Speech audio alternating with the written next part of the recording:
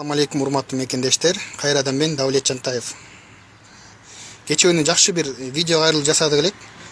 Көптөгөн элдер комментарий жазыптыр, жакшы ойлорун жазыптыр. Көп адамдар бөлүшүптүр. Бардыгына чоң рахмат бизди колдогон үчүн.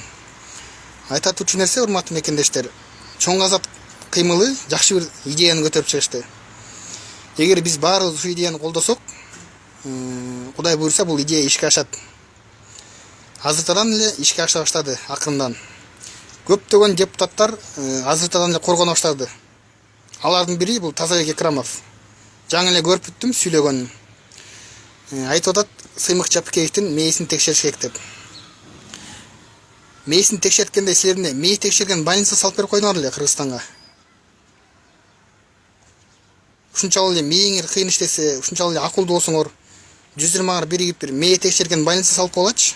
Баарыбыз текшерилип алалы. Тазабек Экрамовду билесиңер, баарыңар. Депутат, отличник образования. Правы? Канча жолу сессиядан жаңылды, өзү айткандай. Атилла промахнулся болупчу.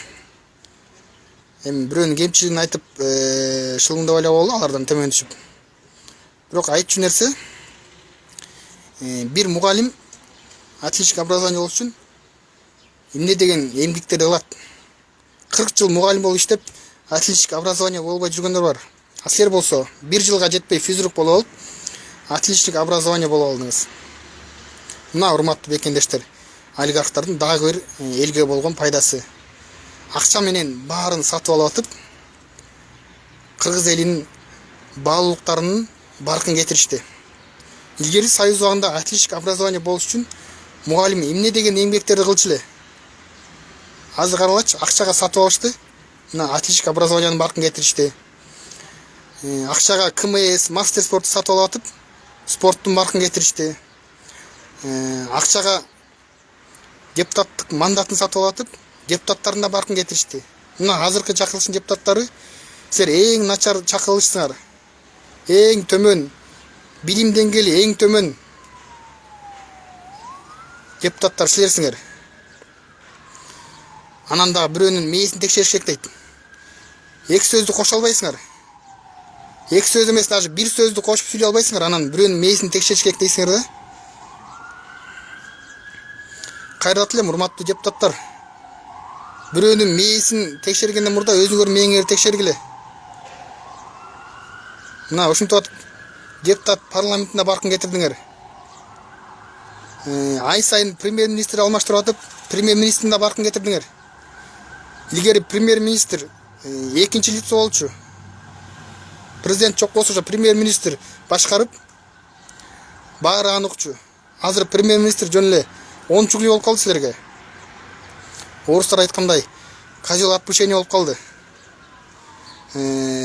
Президент, депутаттар өзүнүн оюндарын кылышат, өзүнүн иштерин кылышат, коррупционный схемаларын кылышат.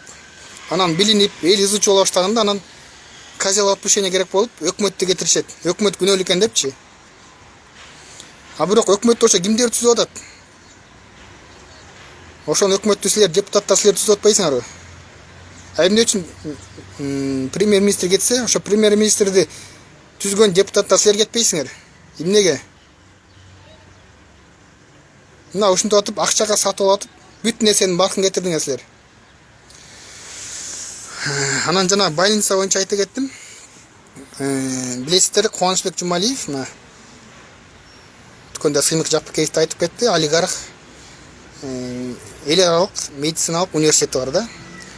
Ошо университетте 1000 деген индустар окуйт. Кыргызстандан билим алып берет ошо индустар. Мына мен түшүнбөй койдум. Эмнеге кайра кыргыздар ошо операция кылдырыш үчүн Индияга барышат кайра элечи?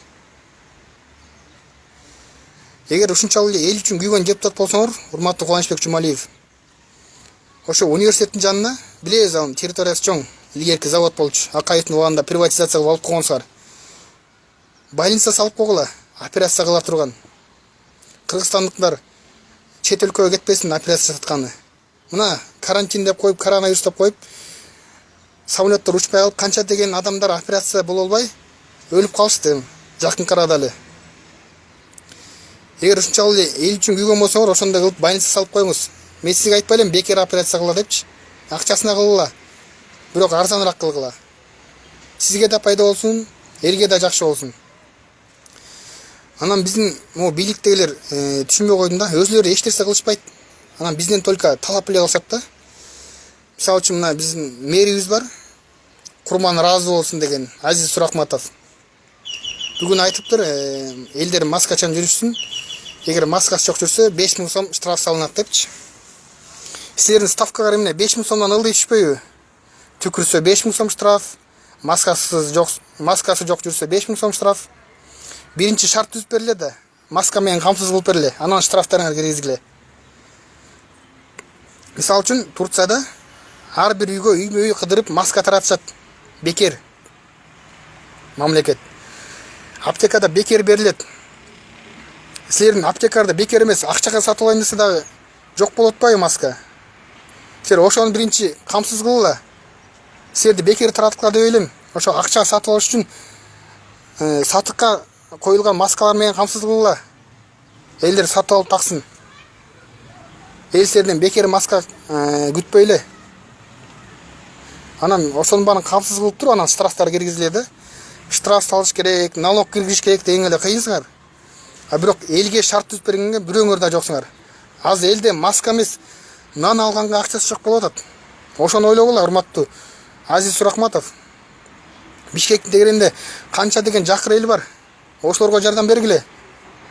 5000 сом штраф салайын деп кыйын болбойчу. Бардык бийлик бутактарына кайрылат элем, урматтуу мекендештер. Урматтуу бийликтегилер, урматтуу президент, премьер-министр, өкмөт, элди ойлогула. Элди кантип жеш керек, элден кантип акча чогулуш керек дегенди ойлобой, элге кантип жардам бериш керек, элдин жашоо шартын кантип оңдойбуз деп ошолорду ойлонгула.